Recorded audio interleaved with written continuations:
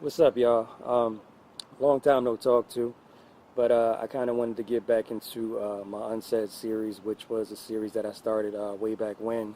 I'm not sure if you even remember, but if you go back through the files, I started a segment where I started to speak on me growing up without a father and the dynamic of coming up in a household without a father, and then, later on down the line becoming one, which is a whole different dynamic. So I'm actually got another guest here who can speak to a different, I guess, dynamic of growing up with a father or without.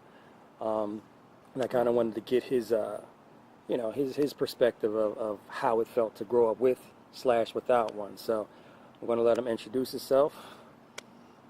I'm Tony, big cousin of My big cousin, more like a big brother. Big brother, we yeah. Literally Like grew brothers. up in the same household in Philly. So Indeed. like he's literally like my brother, whatever. We're going to kind of go off of his relationship with his father. So I'll basically start off by pretty much asking you, how is your relationship with your father now? It's civil. It's civil to the fact of the acceptance of what happened in the past is in the past, even though I could say my inner self, I haven't fully gotten over it to a certain extent, but it's civil.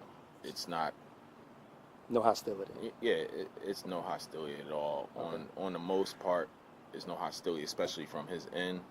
From my end, it's more of, I say a love grudge, Okay. Okay. And a lot of people will probably be confused on me saying, like, what is love grudge? When you hold on to that pain that you have for the love for that person, I call it a love grudge. Okay. And that's mainly what I have with my father. I love him to death, but I have a lot of anger towards him, and that's only because I haven't got over past situations that happened that still linger, and me and him never had that sit down and talk. Never had that talk. Never had that talk. Okay. Now, when you say like past issues or whatever, before you actually get into that, Mm-hmm. I guess percentage-wise, how much would you say your father was in your life? Like, for instance, for me, my father was barely there. Yeah. There was a court order or whatever the case is. So I'll say, like, growing up, he probably was there like 20% of the time Yeah. until I was darn near a grown man. And then, we kind of rekindle and stuff. So, like, how much would you say he was in your life growing up? Well, percentage-wise, Yeah, if you could put a percentage on it. well, it's really hard to put percentage-wise. I could put, like, time periods of life. Okay. Like, when we lived on 58th Street, Mhm. on Master Street, like, before y'all moved in the house, my dad was there. And then after my dad left, and when y'all came, you was still real young. Right. It is a little separation. I ain't seen my father for years, Okay. And, him getting himself together or getting his life together and situated to better himself, that's what I know now that he was doing. Mm-hmm. But as a child, I didn't know what my father was doing. So I could say that is an in and out process. And There my for a father little being in bit, his out life for a little until, bit. I went to go live with him. After Okay. I left the house with Gotcha. y'all, I went Gotcha. to go live with him. Gotcha. And that's only came into play because my mom, she didn't remarry at the time, but she found someone else that wound up being her second husband, Mm-hmm. who I never had a comfortable relationship with. Gotcha. And you know this Yeah. better than anybody. I never had, and a lot of people, and I know a lot of y'all can relate, when y'all have separate households, father and mother, and when that step parent come into play, it's very difficult to accept as a child. Right. Now, me, on the other hand, I didn't accept it as a child because I didn't know the whole situation of why my father and mother wasn't together, other than it was a domestic situation between my mother and father, which my mother finally got tired of and got rid of. Gotcha. And being that my stepfather came into play, I think that's what pushed me away from being with my mother and my sister, y'all, and everything, and to wanting to be with my dad, because I was a mama's boy. Me too. So I was up under my mother a lot, so I didn't accept no other man to be around my mom other than my father. Gotcha. Even though my mom was truly very hurt by stuff that went on between their marriage. Gotcha. You know. Gotcha. But you know, as you get older, you realize, you know, relationships is a crazy situation, and everybody handled it differently. My mother and my father, they chose to be separate. It wasn't no chance for civilness or Getting back together. It is nothing like that at all. Is done is done. So when my mom moved on, it was like I wanted my dad. You know, I wanted my dad back in the picture, but I didn't have the understanding because I still had the child brain of saying mom and dad supposed to be with each other, which a lot of people don't promote these days, but back then it was very is the thing. Right. Mom and father supposed to be in the house no matter what happens. Right. But you know, I don't want to, you know, stretch it out too long. But no, I get it. Once my stepfather came into play, that's when I left and went with my dad. Okay. But it's a very tricky situation, being that, you know, my mother is seen as my father. I reached out to my father behind my mom back, and my father went up to my school and took me with him. So without telling my mother. Okay. So even though I wanted to be with my father, you know, I was more upset with my mom because of my stepfather coming into play. I didn't trust him from the day I met him. Gotcha. You know. Gotcha. Okay, so, you know, like you were saying, I know it's a different dynamic. I find it funny now because now I'm a stepfather. So, like, you know, I'm dealing with younger kids, of course, but, you know, I understand the different dynamics in different households as well. It's a thing even when, forget step-parents, but even when you go from mommy's house to daddy's house and vice versa, different environments, it's almost like you got to learn a whole new household, whole new rules, everything else. So you go from, you know, living with your mom, your sister, darn near us too, you know what I mean? So you go from that, and then you go to living with your father. How was that transition, going from one to the other? Very difficult. Okay. It's highly difficult because, you know, like we said in the beginning, me and you like brothers. Your sister is like my sister. You know, my sister, we more like siblings than cousins than anything, and we have a lot of cousins, and we all is like that house was what kept us together, you know, with our grandmother and everything. When she came, it kept us all together. So me leaving from that situation was very difficult for me because going with my father didn't feel like family. It just felt like just me and dad, you know. And at the time, he had his demons that he's fighting with, his struggles that he's fighting with, that he's trying to overcome and get over, but he didn't know how to release that, and that's what led into me. You know, like, I'm not going to sugarcoat it. That's what led into the abuse. Of how I see it now.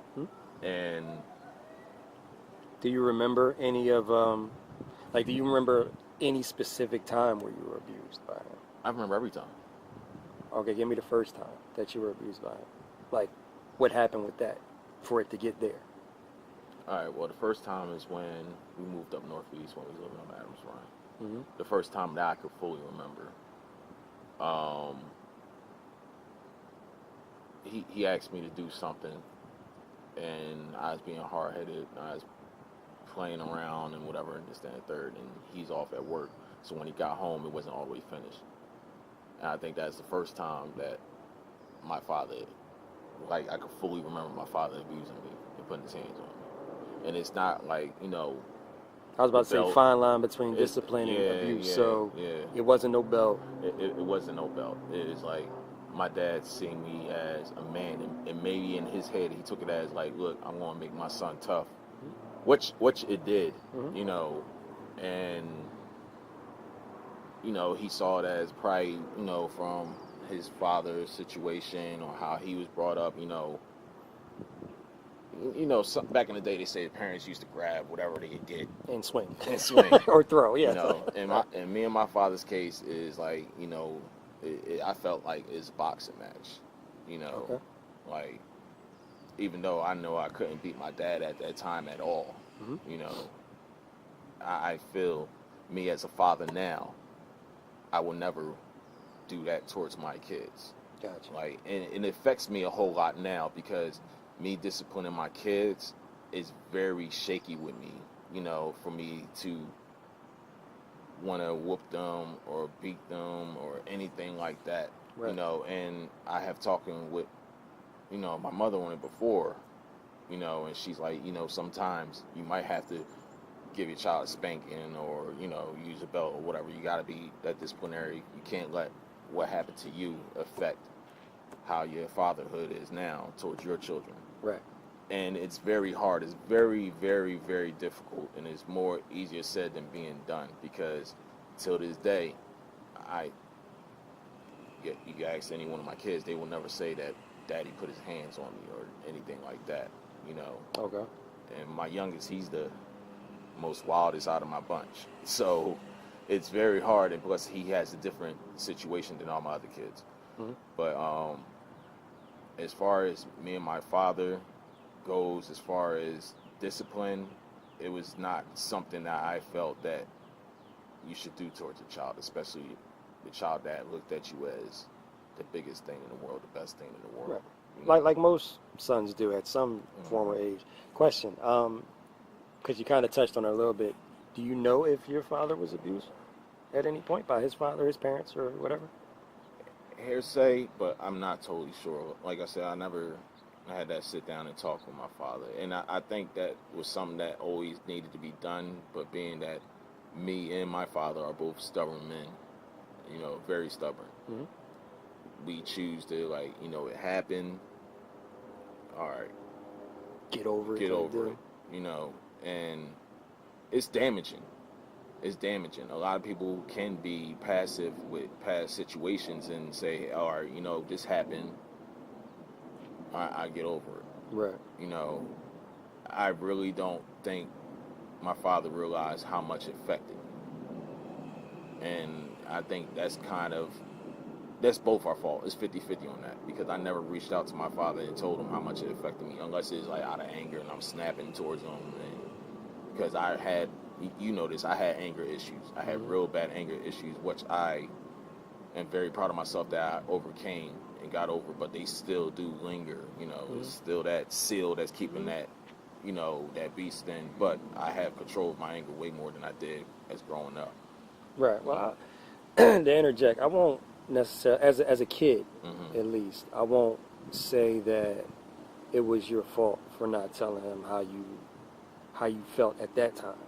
You might not even have known how to convey how you were feeling at that time. Not to speak for you, but just as a child, there's a whole bunch of stuff going on. You might not even fully understand the whole situation of what's going on besides the beatings. Indeed. You know what I mean? So to say that it's your fault then, I wouldn't necessarily say I agree with.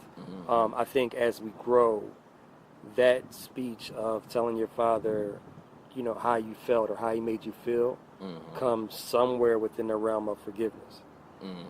That, I think, comes somewhere within the realm of you having that conversation that y'all haven't had. And that'll come whenever it comes. Like, I can't tell you when to do that. Only you and him are going to know that situation. But I think it'll probably fall somewhere within that realm. To kind of divert, I kind of know how abuse works just from, if you guys have ever seen the series with me talking to my mother and how she was abused by my stepfather, excuse me, abuse normally increases. It never really goes down. It goes up, if anything, if the person who is doing the abusing doesn't see a problem. So, for instance, I asked you about the first time, and I know normally if that's not checked by the person doing the hitting, it tends to normally get worse. Yes. From I don't know, him just punching you to now he beating you down or whatever the case is. So, in regards to you getting abused, I heard you just said which it did. Like, you're saying, did it increase every time? It elevated highly. And the way he looked at it, I know one time he explained it to me when I got old enough, and it's just like very brief. And he's like, I discipline you, I put my foot up your behind, but I think it's more on him not accepting the fact that he did wrong, is accepting the fact of, he's like, that is the way that he only knew how to discipline me. My dad, at that time, how I look back at it now, he didn't know how to handle his stress. He didn't have many people to vent to. He didn't have many people to talk to. We went through the counseling, through the courts and everything, and I never saw results in progress of it getting better. I think as I got older, it got worse because as I got older, as I got bigger, I could take more. So right. That's why I feel that it got worse, because after the situation got too out of control with my father, my mother wanted custody of me. My dad went a little too far. And schools got involved, and it became a real crazy situation. But being that I was young, I was thinking that's the way kids got beaten. Yeah, I remember. I was way younger, obviously, but I remember. I don't remember all in detail. I do remember you going to live with him, and I just remember one day. I guess you coming either hit us because you lived there still at the time, whatever. But I remember your eye being messed up. Yeah, I remember you having a scar on your eye, or whatever the case is, and not really knowing what happened. But I just remember that as a young boy, like, well, dang, somebody punched him or did something to him. Because your eye was all messed up or whatever. So that situation was crazy, and I think I remember that situation more clear than anything that ever happened between me and my father. And my little brothers, they was around at the time, but what happened was my mom got me a Malcolm X hat. And it's crazy because I just left because I used to come every other weekend. Me and my sister, we did opposite weekends, But I just came from my mother's, and she gave me a Malcolm X hat. And that was back in the day when we had boxes. Well, I tried to have a box. Mine was always curled up the top. But, when you used to spray the stuff in your hair to make it look like it's dyed, so it's half brown, half black. And it's like ever since that situation happened, my dad was pissed off about it. Like, don't have that stuff in your hair looking like a hoodlum, and wash my hair. But my mom got me back to what the situation was. My mom got me a Malcolm X hat. Okay. And my dad is very big on. He's very pro-black. He's very big on that, which made me even more of the conscious person I am when it comes to certain cultures and everything. But I didn't know what the Malcolm X hat meant. I was still young, I knew about Malcolm X, but I didn't know that hat was related to it because I was thinking it's more of a Chuck D thing, Public Enemy, and I was just trying to be cool. Right. And being that I wasn't aware of what I was wearing, my dad was bothered by that because he's like, you're smarter than this, you should know. How old were you? That was 5th going to 6th grade. So I was probably about 11, 12. I was about to say, I can't do the math right now. Yeah, 11, 12. I got you. 11, 12. And I went to school. At that time, I got in a lot of trouble in school with other kids because I stayed to myself because I was going through so much at home. And the other kids saw it as to pick on me. But being that they picked on me, I was always willing to fight. And I used to get in a lot of trouble. I used to always want to fight. That is like my first option with anything. If a kid made fun of me, all right, we fighting. Right. We fighting flat out. And even if I lost the fight or anything, I really didn't lose the fight because nobody hit harder than my father. So right, that was just your go-to to just swing or whatever. And yeah, I get so you. If anybody hit me, you can't hit me harder than my dad father. did. Right. So you was already like battle tested. Yeah, you're gonna lose. It's like little Goku. Like it's gonna go down. You're gonna have a fight because I'm not that regular child. Right. But a kid stole my hat out of my locker, and I didn't know how to explain it to my father. And being that, Malcolm X is somebody that my father really looked up to, it meant a whole lot more to him than me and as a child. And he expected a whole lot more from me. So being I came home without that hat, and he asked me about it, I was so scared. I used to lie to my dad because I was so terrified that if I told the truth, I was going to get beat up anyway, Right. So it's like a lose-lose situation with me. But I always thought, all right, if I lie and say what he wanted to hear, I'm not going to get my ass whooped, Right. Right. But I didn't want to tell him that someone stole it out of my locker because one thing my dad wouldn't allow was me being a punk. Okay. And I didn't know who stole it out of the locker or anything. So when I came home, I said, I think I left it at school. He's like, all right, well, make sure you come home with it tomorrow. My dad knew when I was lying, you know. So, you know, the next day, I didn't come home with it. And I decided to tell him the truth about what happened with the hat. And from how his reaction was he automatically thought that I was lying again, and you know, it was no such thing as the truth coming out of my mouth. It was a lie straight from the door. Gotcha. And it pissed him off, and he lost it. You know, my stepmother was present, you know, and it's that one swing, and it just... And that's why that's why I got a scar on my eye, you know. And it was crazy because, you know, my dad never knew his own strength. Okay. Never knew his own strength. And for him to just hit me that one time and slip my eye open, I think that, you know, kind of shook him a little bit. Like, you know, I think I went too far, even though he did way worse. But I went too far. Jackson saying hello to everyone. That's my youngest son. Come over here, Jackson. Say hi. Come over here. Come over, Uncle Chris. Come on. Ugh, man, you're heavy. Say hello. Say hello. Say hello to the camera. Say hi to the camera. Say hi. But so your eye was slit from that. Yeah. So I think that is the first time that my dad felt that it went too far, because that was the first time he shed blood. Now, was that the worst time? Was that the worst? No, that wasn't the worst time. What's the worst time? I think the worst time... I guess things, like you said, the schools got involved and all that. Was that the worst? Yeah, it's the worst time. And my father would sit there and tell me he don't remember this. And I went to my mom's house that weekend. I was going to picket. I was in Germantown. Well, we stayed in Germantown, but I was going to picket. And my mom was getting in contact with the nurses because she's going through the course trying to get custody of me and everything. And, you know, my dad went crazy on me one time before I went to school, and this was a time that he had to work late that Friday, so I had to meet my mom, be ready for my mom to come pick me up from the house. So he didn't see me before I left. Gotcha. But come to find out, I had, you know, bruised ribs. Basically, one of my ribs was like to the point broken, almost. Like, it is basically like a shatter on the ribs and everything. And the nurse seen me that day and told my mom, she asked me to lift up my shirt. No, Jackson, don't touch. Don't touch. I don't know what's that. Okay.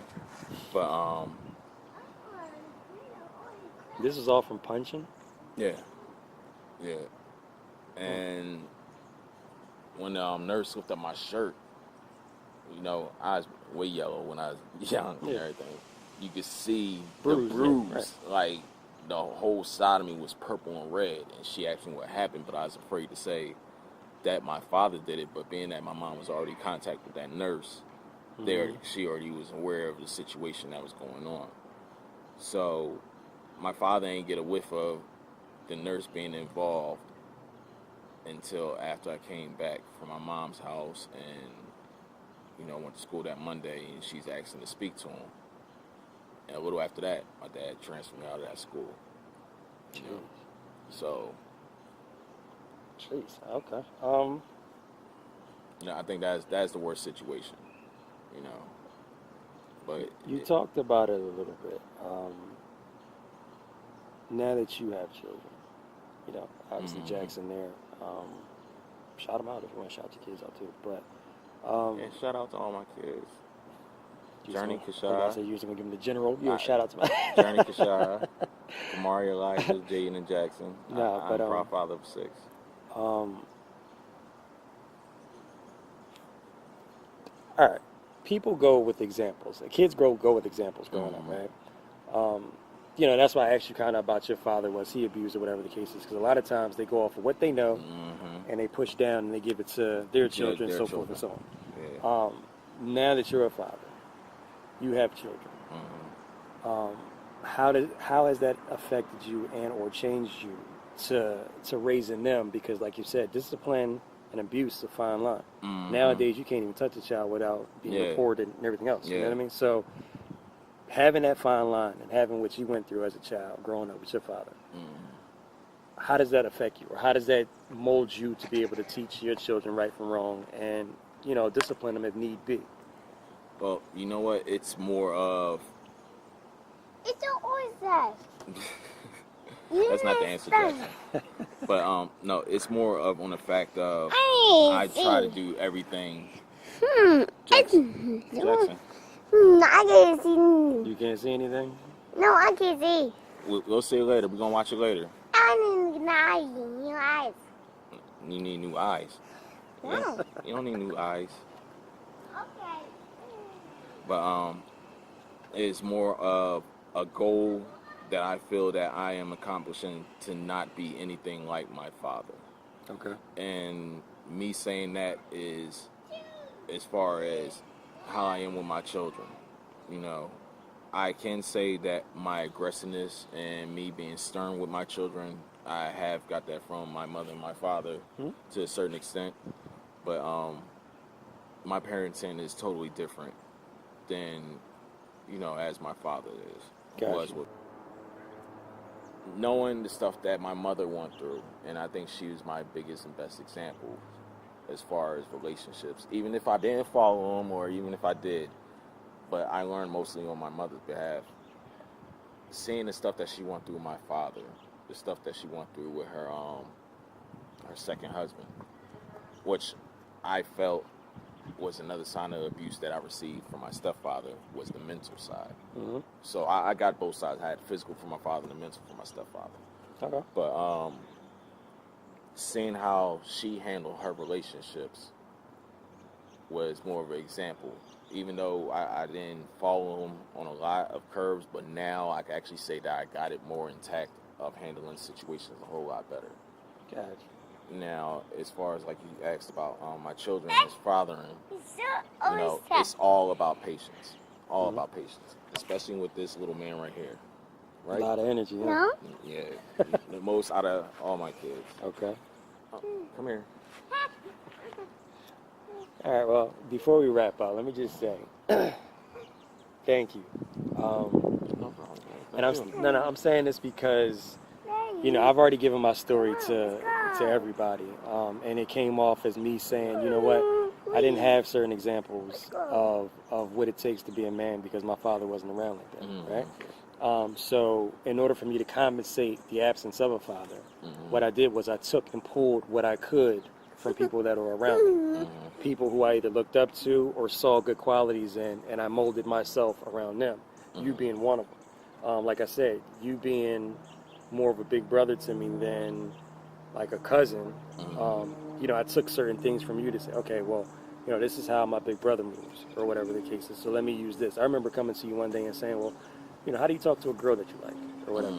I said that to you because I didn't have any other example. My dad never taught me how to talk to a woman, whatever, so, you know, I went to you because you were my next logical choice. I wasn't going to my stepfather about it, you know what I mean? And that was a bad choice at that time. Well, no. The crazy part is what you said is something that still holds true. You was like, make her laugh.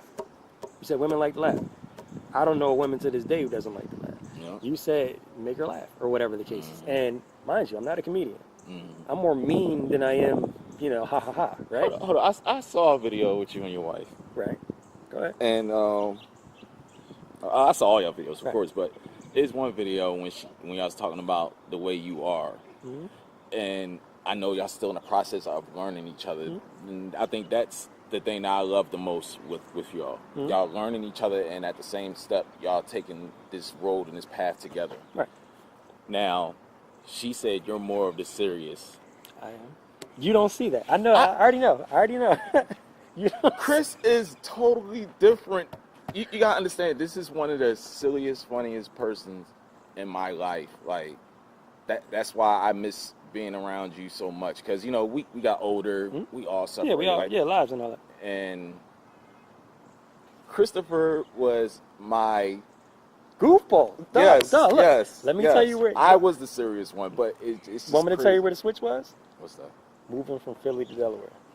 when I moved, because even in school, I was more of a, you know, quote unquote popular. I would talk to everybody. I was extrovert at that time. When I moved to Delaware, I didn't want to talk to people. I didn't want to know anybody. I was upset that I was moving to Delaware.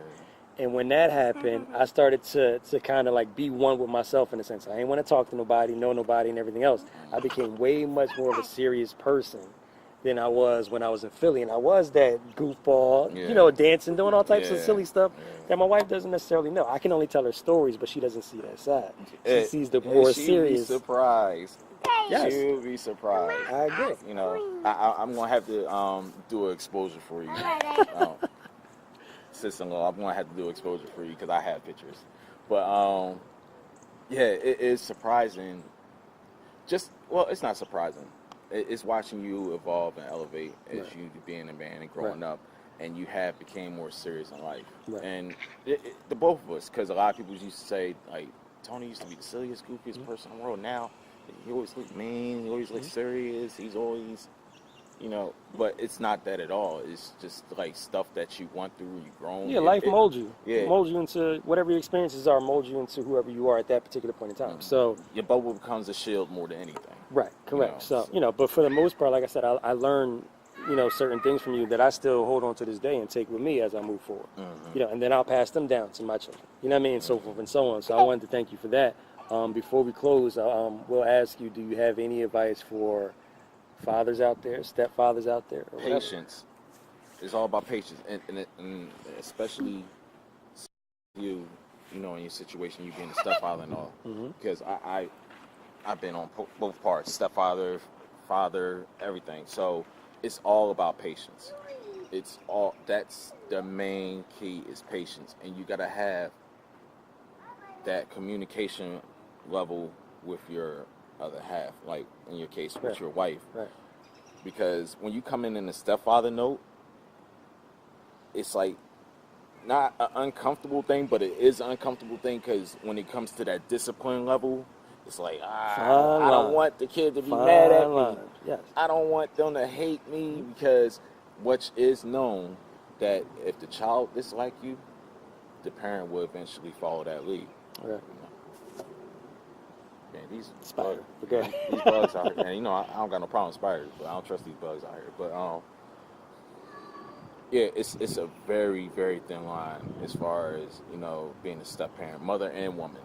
But more on the man's side, we're seen more as aggressive and protectors and ruly than anything. And when you come into a child's life, they see that quicker than the woman actually see that. And it's a kid's sense that we all had as a child. Like, you know, you can sense energy. Yeah, like, is he gonna be mean if I do this? But where the patience come in at, all kids will test you. All kids will try you. They're gonna try and do stuff that they know that they don't do on a regular basis, or with their parents or whatever, to see where your line is. Exactly. They'll try you. Yeah. Exactly. What's what's up? It's an outside day. Okay. I'm taking too much time. No, my good daughter. Okay. But yeah, it's patience is what I learned. Like, in any relationship I was in, and the woman had kids, and it's a serious relationship, and I played that stepfather role, it's patience. Because, yes. Okay, be careful. You okay? Okay. But it's a very shaky situation because if the father is involved, you don't want that clash to try and go against their fathering and having your fathering clash to causing the issues. Because a lot of times, and me being the father, you know, of my children and they are mothers having their new boyfriends or husbands and the stepfathers come into play, you never want that clash between men. Because the child will see that more faster than anybody else will see that. Because if you don't like their father, you don't get along with their father, it's either one or two ways it could go. That child is going to become rebellious with you, or they're going to become rebellious with their father. Yeah, it's the divide. Now they got to choose. Yeah. And you never want a child to feel that way and be in that place.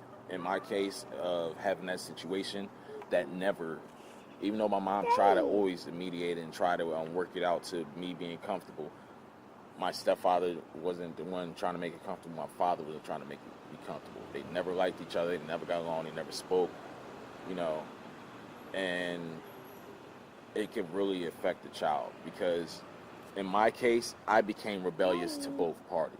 Okay. And I felt as me being rebellious towards both parties inflicted my anger into having anger for my mother. Gotcha. You know, and it really wasn't. Stop, Jax. Here, I'll sit up here with it. Okay, whatever. but it inflicted towards me having anger towards my mother, right. and you know, blaming my mother for a lot of stuff when it wasn't her fault. You know, is a woman that was working her behind off. My mom, for years, I didn't know my mom was, you know, well, you know, she's fighting cancer, and you know, she hid it from us and everything, you know, because she always wanted to be that strong one. Well, she always was that strong one, and she right. always was like the glue to the cement and keeping everything together. And she didn't want me ever to see her as a weak woman, right. you know. And she became that father for a long time period in my life. And my father, he's more off of his way.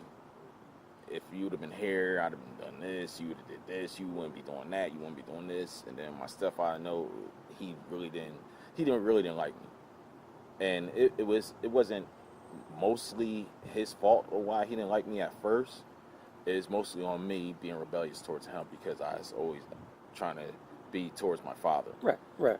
And that's why it's such a delicate situation when you're playing a step-parent role because you don't want to cause that rebellion in that child's heart at all. So some people will say, you know what, I'm going to stay out of it. That's between, you know, say like your wife and her baby father, you know, that's between y'all. I'm not going to stay out of it. I might say my piece towards you, but I don't want to get involved with it. Right. But that's not always, that's just a Band-Aid on a pipe. It's not going to fix the situation. Right. It's got to be something to be compromised. It's got to be something to be talked about. And being that a lot of families these days don't know how to sit down and be civil and talk situations out, I never wanted to be that man not to be able to talk to the father of my stepchildren. Every situation like that, men should be able to sit down and compromise and talk things out when it comes to children. The women have to be more understanding that it's a delicate situation on both parties. And like I said, it's that comfortable and that uncomfortable feeling when it comes to disciplining a stepchild. A woman has to be a little more understanding that we just don't want to jump in and be like, look, you can't do this. No, that's wrong. We start off at the stage like, you know, your mom wasn't like that. Progressions. You know, Progressions. It got to grow with it because it's going to develop that child on how they're going to reflect on things later on in life. Right. You know. And how they see you. I got you. Great interview. Tell the people how they can see you, follow you, or whatever the case is. Tony the Villain Vega on everything from Twitter, Instagram, Facebook. I am a hip hop artist / producer. Every social media board. You Same probably name? find me. Yeah, Tony the Villain Vega. Basically, that's it on the way of finding me. Gotcha. I really don't put myself out there for anything else other than, you know, music and everything. Like when people see me on social media, they think that, you know, I'm very open, but I'm very, very personal. I'm a very personal, private person. You know, I only put things out there that I want you to see to a certain extent, but a lot of people really don't know. I think this is the deepest thing that y'all probably will hear come from me. Right. You know, other than listening to my music. No, well, I appreciate it. Yeah, no doubt. For everybody watching, like I said, this is part of the Unsaid segment or series that I'm shooting. Look out for, sorry, there's bugs everywhere. Yeah. But look out for Marriage Chronicles, which is with me and my wife. Everything I must watch. Please Appreciate please, Appreciate it. please. Oh, what's wrong? Jackson, what you do? No, what's up? Why you make him cry? This is so great. Go say sorry. Sorry. No, Yeah. go to him, shake his hand and say sorry. Yeah, we're going to wrap this up. His kids are out here and they about to act Yeah. crazy. Say sorry.